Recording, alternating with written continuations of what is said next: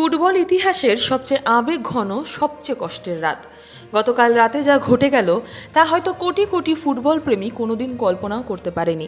একদিকে মাঠের মধ্যে কান্নায় ভেঙে পড়লেন সর্বকালের অন্যতম সেরা ক্রিশ্চিয়ানো রোনাল্ডো, কারণ তার বিশ্বকাপ জয়ের স্বপ্ন চিরতরে শেষ। আর অন্যদিকে কোটি কোটি ভক্তকে স্তব্ধ করে দিয়ে আন্তর্জাতিক ফুটবল থেকে অবসরের ঘোষণা করে দিলেন ব্রাজিলের পোস্টার বয় নেইমার জুনিয়র। ফুটবল বিশ্বের গতকাল রাতে ঠিক কি ওলটপালট হয়ে গেল, স্পেন এবং ইংল্যান্ড কিভাবে পৌঁছালো কোয়ার্টার ফাইনালে। প্রথমে আসা যাক রাতের সবচেয়ে বড় মহাকাব্যিক ম্যাচটিতে।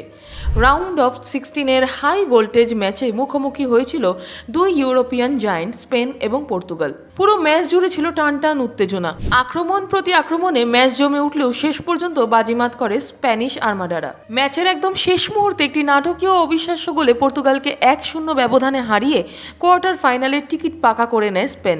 আর এই একটি গোল স্তব্ধ করে দেয় 41 বছর বয়সী রোনাল্ডোকে। নিজের শেষ বিশ্বকাপে ট্রফি ছোঁয়ার যে অধরা স্বপ্ন তিনি দেখেছিলেন তা পর্তুগালের এই বিদায়ের সাথেই শেষ হয়ে গেল।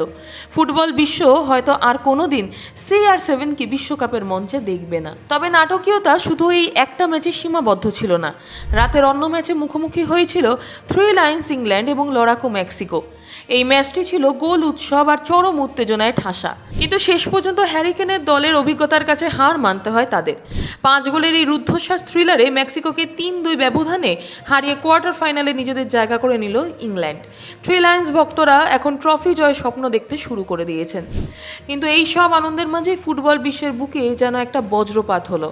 ব্রাজিল ভক্তদের জন্য এলো এক চরম দুঃসংবাদ। সেলেকাওদের মহাতারকা সাম্বা ফুটবলের জাদুকর নেইমার জুনিয়র আন্তর্জাতিক ফুটবল থেকে তার অবসরের ঘোষণা দিয়ে দিলেন। ঠিকই শুনছেন, চোট আঘাতের সাথে দীর্ঘ লড়াই এবং নানাবিধ মানসিক চাপের পর নেইমার জানিয়ে দিলেন তিনি আর ব্রাজিলের হলুদ জার্সিতে মাঠ কাঁপাতে নামবেন না। পেলের দেশের এই 10 নম্বর জার্সির বিদায় যেন ফুটবল বিশ্বের আবেগকে আরও কয়েক গুণ বাড়িয়ে দিল। রোনাল্ডোর এই ট্র্যাজিক বিদায় এবং নেইমারের হঠাৎ অবসর, এই দুটি ঘটনার মধ্যে কোনটি আপনাকে সবচেয়ে বেশি স্তব্ধ করেছে? আর এবার আপনার কি মনে হয় 2026 সালের এই বিশ্বকাপ শেষ পর্যন্ত কার ঘরে যাবে, স্পেন, ইংল্যান্ড নাকি অন্য কেউ?